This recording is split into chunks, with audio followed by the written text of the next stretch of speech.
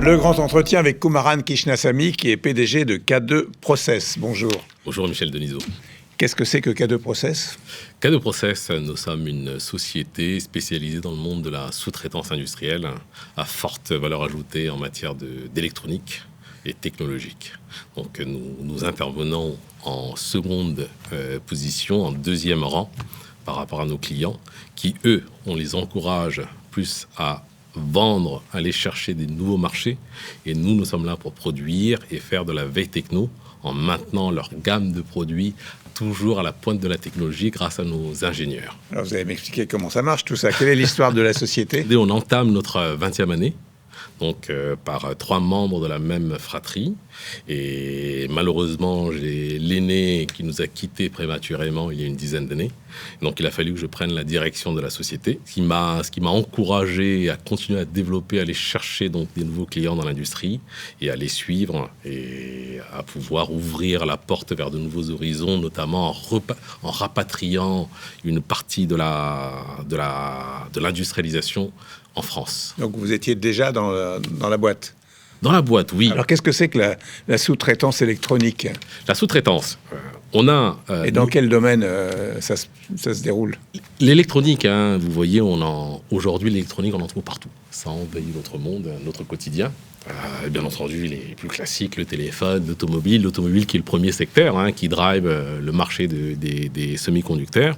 K2 Process est vraiment dédié pour travailler, s'oriente davantage auprès des PME, PMI, des clients beaucoup plus à taille humaine, en général beaucoup plus dynamiques, avec des produits qui sont toujours innovants. Et nous, ce que nous faisons, on prend leur concept, on vient les aider, on co-développe dans certains des cas, parce qu'on a des sociétés, donc, par rapport à leur taille, par rapport à leur marché, n'ont pas forcément l'envergure d'avoir une cellule R&D embarquée. Et donc, on contribue avec eux pour co-développer leurs produits, et puis on s'occupe du manufacturing. Et donc, vous êtes sous-traitant ? Tout à fait. Et vous êtes basé comment ? Votre travail s'effectue où ? Est-ce que il y a des délocalisations ? Est-ce qu'il y a des allers-retours d'un pays à l'autre ? Comment ça se passe ? Absolument. Comme je vous l'ai expliqué, l'origine était vraiment destinée à être délocalisée. J'ai pas honte de le dire, Michel Denisot. On encourageait les industriels à délocaliser massivement en Inde, plus particulièrement en Asie, plus particulièrement en Inde. Et effectivement, avec tous les couacs, les enjeux mondiaux qui se sont dressés sur notre chemin depuis le Covid, il y a 5 ans, écoutez, on a été complètement paralysés par rapport à l'arrêt absolu des chaînes d'approvisionnement. Et nos clients, par ricochet, on subit énormément de pertes parce qu'on s'est retrouvé sans rien pour produire. Et donc, comme tout chef d'entreprise, c'est toujours pouvoir dégainer et être réactif. Et c'est à partir de là où j'ai donné le top pour pouvoir réindustrialiser. Donc, à partir de 2020, fin 2020, sortant du Covid, on a tout de suite déclenché l'Armada en créant une unité de production dans le sud de la commune d'Arras avec 2 lignes d'assemblage automatiques, semi-automatiques en électronique pour produire, pour répondre, pour pouvoir donc réagir plus rapidement par rapport aux enjeux mondiaux. Et Dieu merci, regardez ce que nous sommes en plein dedans. Après le Covid, on a été confronté donc par rapport à la guerre en Ukraine, et depuis quelques jours dans la tourmente des droits de douane. Donc votre situation aujourd'hui est bonne ? Bonne, c'est un grand mot. Toujours optimiste. Par rapport à la nature de nos clients. Nous sommes, pour une fois, Dieu merci, je dirais, les clients qui sont en dehors de l'Europe représentent moins de 10% de notre chiffre d'affaires. Donc, je suis relativement serein. Et en revanche, on dépend de matières premières qui sont éparpillées dans le monde entier.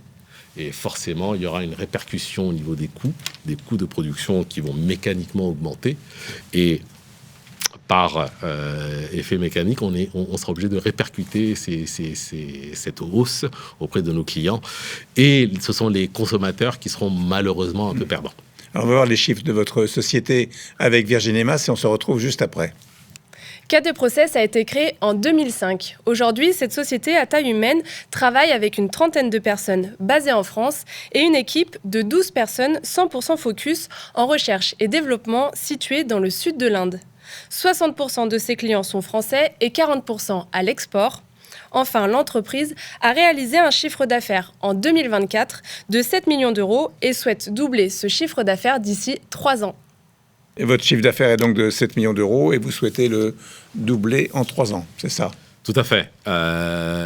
C'est un objectif qui est relativement atteignable parce que nous faisons énormément de com. On a les meilleurs pubs, ce sont nos clients. Ouais. Ce sont nos clients qui vont aller donc faire de la pub pour nous. Et on a des industriels qui regardent, qui sont beaucoup plus aujourd'hui préoccupés pour assurer les arrières que d'être uniquement encouragés, suivre la priorité économique. Qui sont vos clients ? Nos clients c'est une multitude d'industries, tout sauf l'automobile, le spatial. Donc on s'est aussi diversifié que dans le contrôle d'accès, dans les gestions d'alimentation, dans les capteurs, dans la détection de gaz. Vous pouvez délivrer combien de services à un client ? On s'adapte. C'est un peu ce qui fait aussi notre force par rapport à un concurrent. On ne fait pas que de la sous-traitance, que de la production pure et dure. On est épaulé. Nous avons une équipe que j'ai intégrée qui est basée certes en Inde et qui ne fait que de la R&D. Et c'est ce qu'apprécient nos clients par rapport à cette valeur ajoutée qu'on met sur la table. Tenez, vous nous faites confiance pour produire votre solution. Vous pouvez nous faire confiance également pour faire de la veille techno, parce que parfois, certains clients sont vite dépassés. On sait tous à quelle vitesse l'électronique évolue.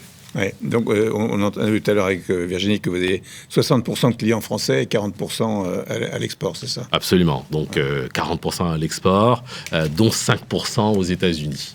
L'innovation compte beaucoup dans votre travail? Énormément, parce qu'on est à la tête de la R&D avec nos clients, nous devenons donc quasiment partenaires. Ils nous intègrent, ils acceptent de nous intégrer dans la customisation de leurs produits. Donc on rentre dans le savoir-faire d'un client, et puis par rapport à nos ingénieurs, on leur apporte des solutions avec les nouvelles technologies. Quels sont vos objectifs à court et moyen terme? Faire grossir, écoutez, notre unité de production d'Arras. Aujourd'hui, ils sont une trentaine de personnes. C'est de pouvoir dépasser les 50 à court, moyen terme. Merci beaucoup. Merci, Michel.